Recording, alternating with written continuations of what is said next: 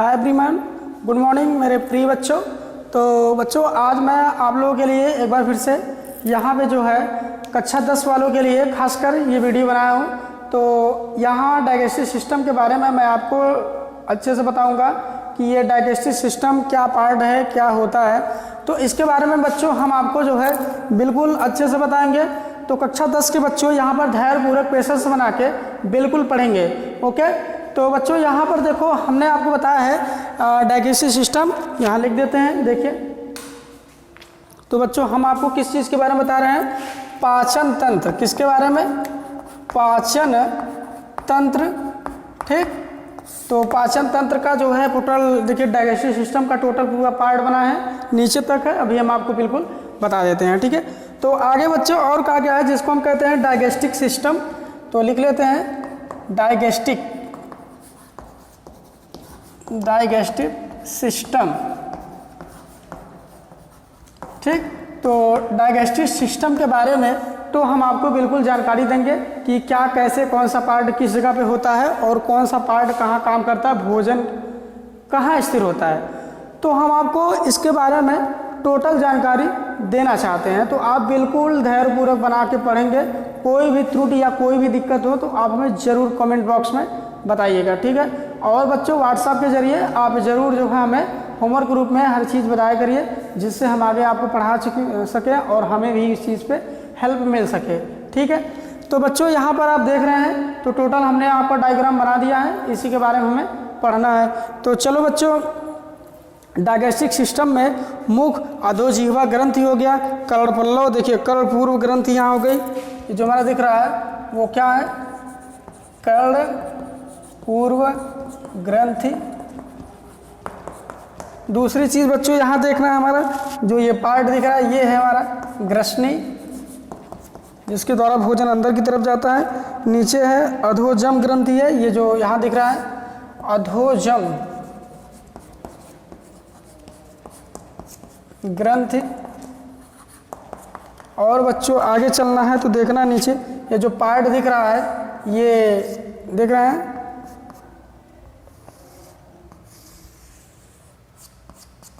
जो पार्ट दिख रहा है इसको हम कहते हैं डायाफ्राम। तो डायाफ्राम को हिंदी में तंतुपट कहते हैं। ठीक, और इसके बाद ये जो पार्ट दिख रहा है ये है अमाशय, इसको पैंक्रिया क्या कहते हैं? स्टमच बोलते हैं, जिसमें हमारा भोजन जो होता है 4 से 5 घंटे तक इसमें ही रहता है। ठीक है बच्चों, तो ये ध्यान देना है। दूसरी चीज़ ये जो पार्ट दिख रहा है बच्चों ये है यकृत, जो शरीर की सबसे बड़ी ग्रंथ मानी जाती है, जिसको हम लीवर के नाम से जानते हैं। किसके नाम से? लीवर के नाम से जानते हैं। ये है हमारा पत्ते के समान जो होता है, जिसका नाम है अग्नाशय। ये हमारे शरीर की सबसे बड़ी दूसरी ग्रंथि है। शरीर की सबसे बड़ी दूसरी, पहली कौन? यकृत, दूसरी कौन? ये आपका अग्नाशय। ठीक है, तो अगर आपसे कोई पूछ ले कि ऐसी ग्रंथि का नाम बताइए जो अंतःस्रावी और बाह्यस्रावी दोनों के रूप में काम करती है, तो दोनों के रूप में काम करने वाली अग्नाशय जो पत्तेदार होती है, ये हमारे शरीर में डायबिटीज रोग का जो है क्या करती है? रक्षा करती है। यदि हमारे शरीर में इस अग्नाशय में एक हार्मोन्स का स्राव होता है जिसका नाम है इंसुलिन हार्मोन्स। यदि इंसुलिन हार्मोन्स का स्राव कम हो जाए तो हमें वहाँ मधुमेह अर्थात डायबिटीज रोग आक्रमण कर देगा।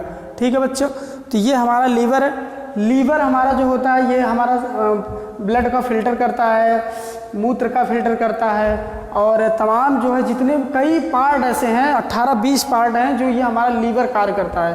तो हमारे शरीर की सबसे इम्पोर्टेंट जो पार्ट होता है वो लीवर होता है, जो काम करता है। ठीक है बच्चों, तो चलिए इसके बारे में आपको बता दिए हैं। और आगे इसके नीचे देखिए, तो बच्चों अग्नाशय तो हो गया। इसके बाद जो है ये जो पार्ट दिख रहा है इसका नाम क्या हमें देखना है, तो इसका नाम है जेजुनम। जेजुनम इलियम, बीच वाला जो भाग है इसको हम कहते हैं इलियम। इलियम, और इधर से देख लेते हैं पित्ताशय। भाई इसके अंदर जो है देखना है ध्यान से, पित्ताशय होता है। पित्ताशय यहाँ तो बाहर कर दिया गया है, तो आप देखेंगे यहाँ पे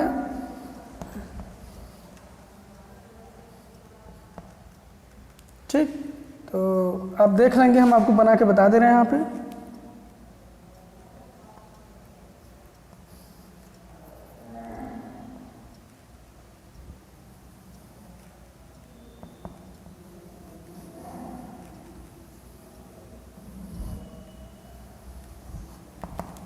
तो आप देख लेंगे बिल्कुल। ये देखिए, तो जो पार्ट आपको दिख रहा है ये है पित्ताशय, तो यहाँ लिख लेते हैं पित्ताशय, ठीक है। और इसके बाद ये जो पार्ट है, मतलब यहाँ से अब ये जो पार्ट दिख रहा है इसको हम कहते हैं ग्रहणी। अमाशय के बाद जो दीवार आती है उसका नाम होता है ग्रहणी, और ग्रहणी जो है छोटी आंत की पहली भाग है, इसको हम कहते हैं आरोही बृहदांत्र कहते हैं, यहाँ पे बृहदांत्र केवल लिख लीजिए, ठीक है। तो ये हो गया। तो नीचे बच्चों ये होता है मलाशय, जहाँ मल इकट्ठा रहता है, और इसके नीचे होता है गुदा द्वार, इसको कहते हैं, क्या कहते हैं नीचे, गुदा द्वार, ठीक है। तो ये हो गया हमारा। तो और ने यहाँ ये जो पार्ट दिख रहा है इसका नाम है परिशेषिका, परिशेषिका,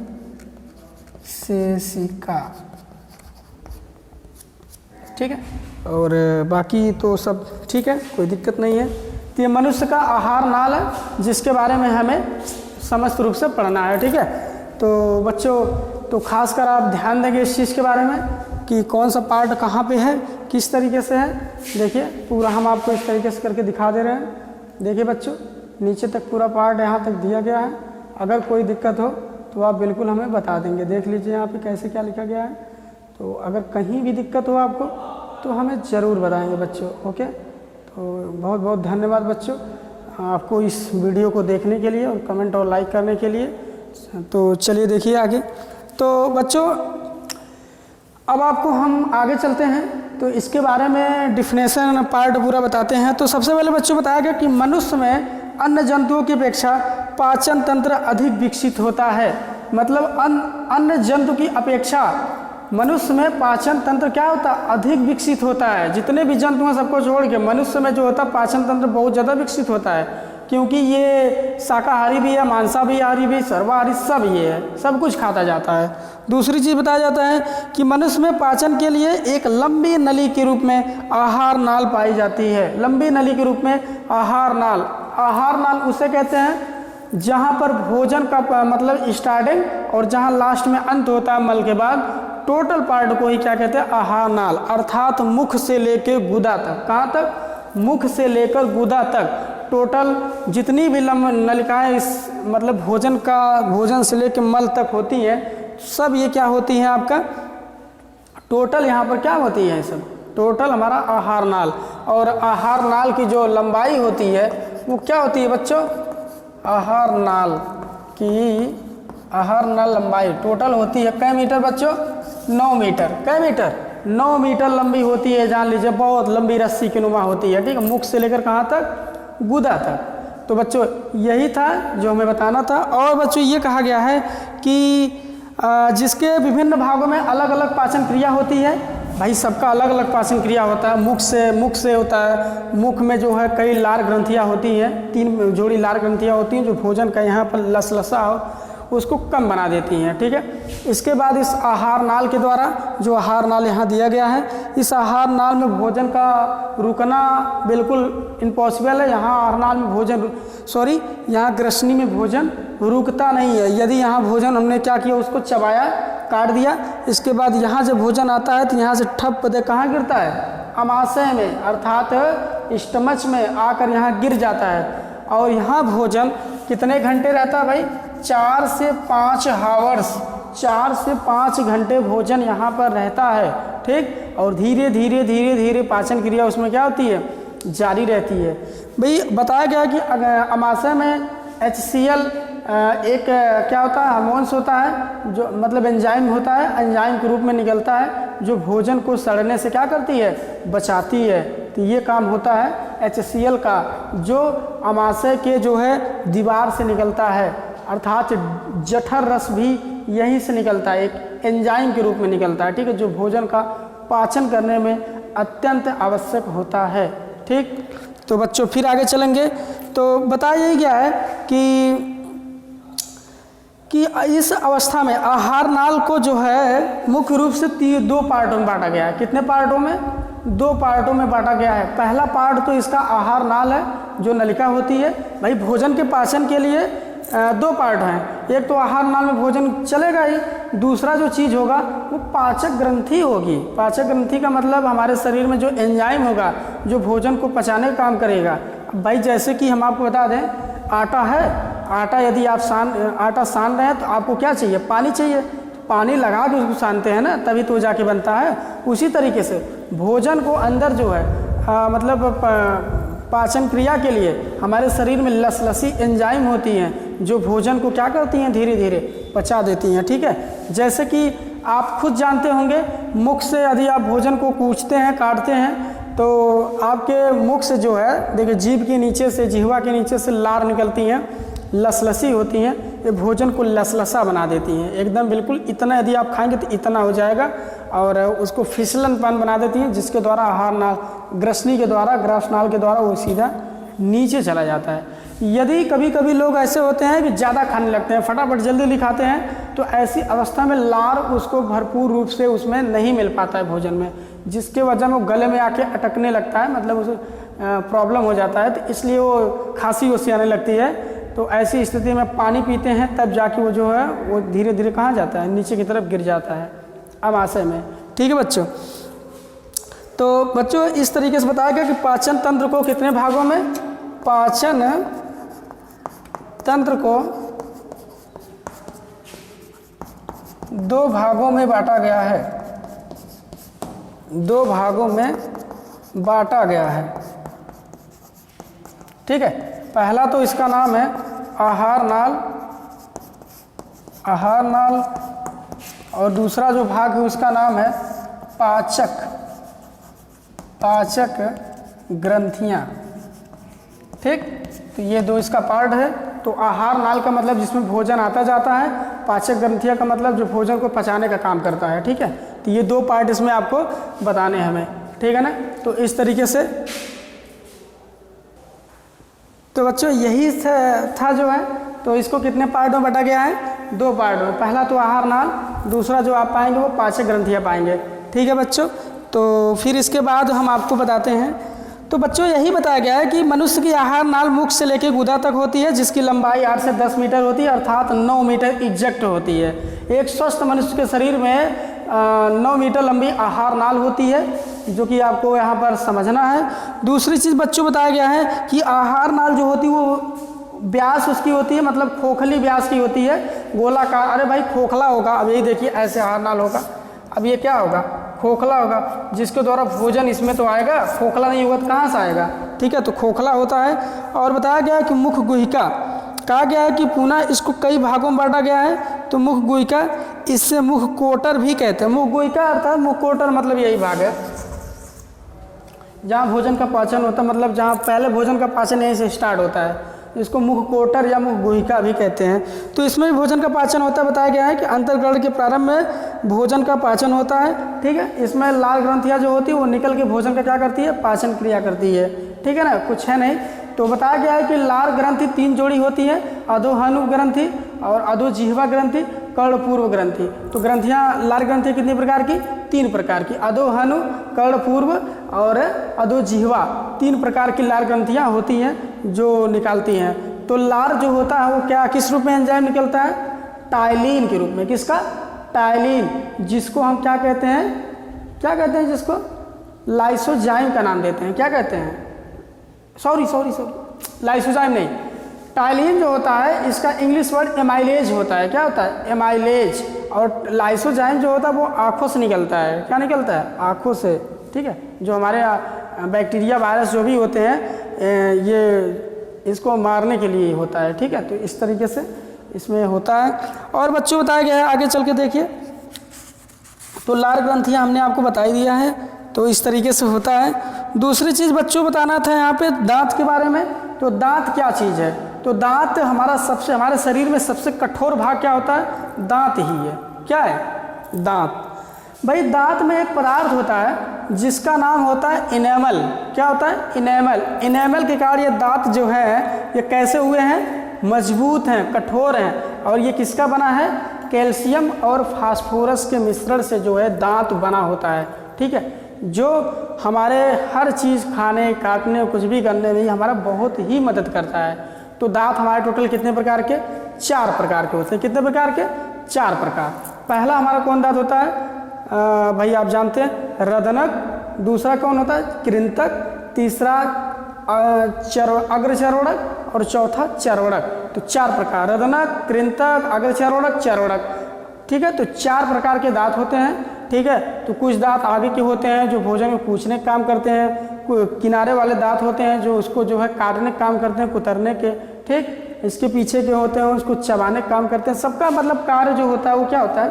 अलग अलग होता है। ठीक है बच्चों, तो यही सब था, तो हम आपको बता ही दिए हैं। तो टोटल दांत जो होते हैं हमारे कितने होते हैं? टोटल कितने होते हैं बच्चों? तो दांत के बारे में हमने आपको बता ही दिया है। मुख गुहिका में आप लिख ही सकते हैं, कुछ है नहीं।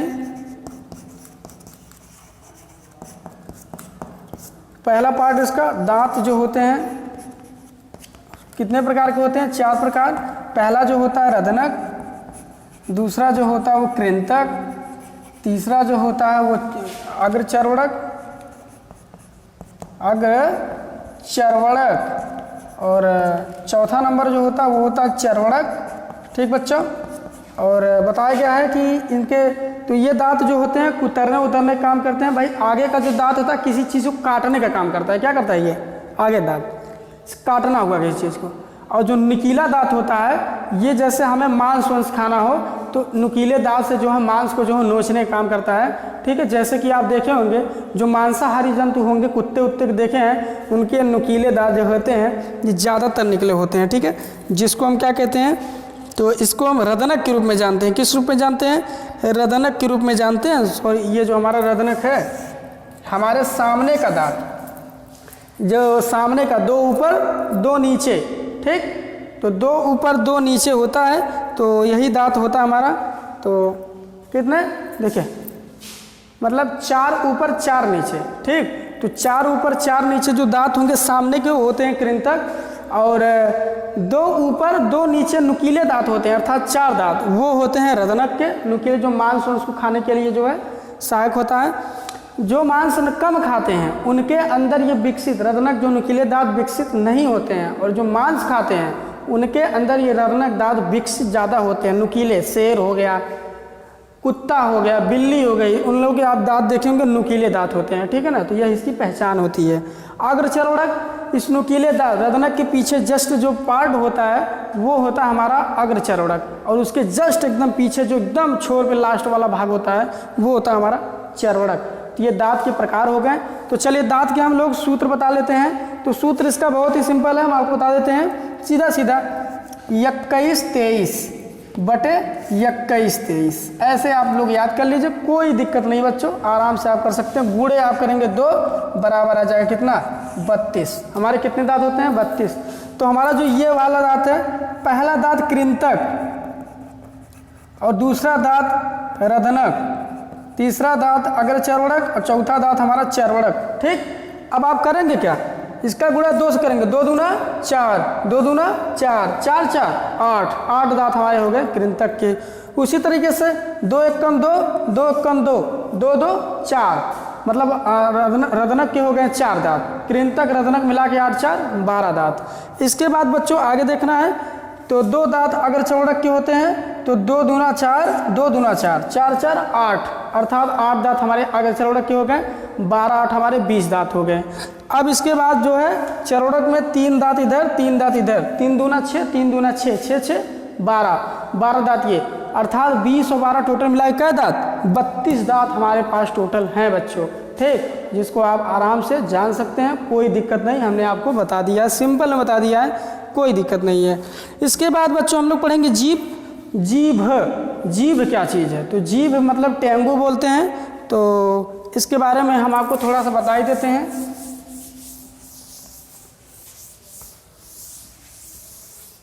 तो टेंगू जीभ के बारे में, तो जीभ बच्चों वो होता है कि मुख गुहिका के पार्श्व फर्श पर, यह है मुख गुहिका। ठीक, इसके फर्श पर क्या होता है? जीभ होता है। ठीक है, फर्श पर पेशी हड्डी रहित चलायमान जीभ पाई जाती है। मतलब पेशी हड्डी रहित मतलब हड्डियाँ इसमें बिल्कुल नहीं पाई जाती है। चलायमान मतलब इधर उधर क्या होता है? डोलता रहता है, चलता रहता है। ठीक है, और बताया गया है कि जीभ की म्यूकस झिल्ली श्लेष्म स्रावित करती है।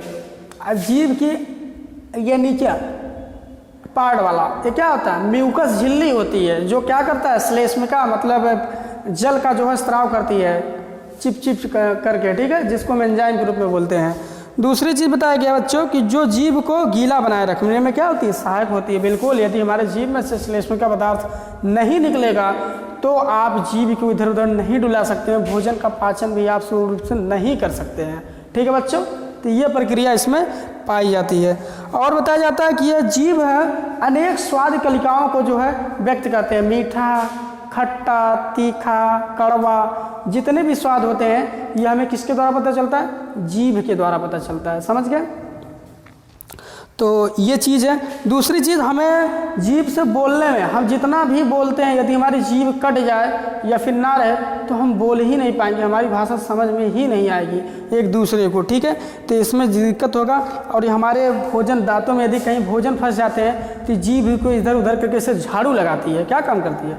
झाड़ू लगाने का काम करता है, इधर उधर लगा के भोजन के कड़ोड़ को निकाल के वो अंदर ले लेती है। ठीक, यह प्रक्रिया होती है जीभ की। जीभ हमारे शरीर की सबसे इम्पोर्टेंट और महत्वपूर्ण अंग है। इसके बाद बच्चों हम तीसरा पार्ट पढ़ेंगे, ग्रसनी। तो ये ग्रसनी क्या पार्ट है इसके बारे में हम लोग ज़रूर से पढ़ेंगे। तो बच्चों इसके लिए अगले पार्ट में हम आपको ग्रसनी के बारे में बिल्कुल बताएंगे। तो आज के लिए बस बच्चों इतना ही। धन्यवाद, बाय।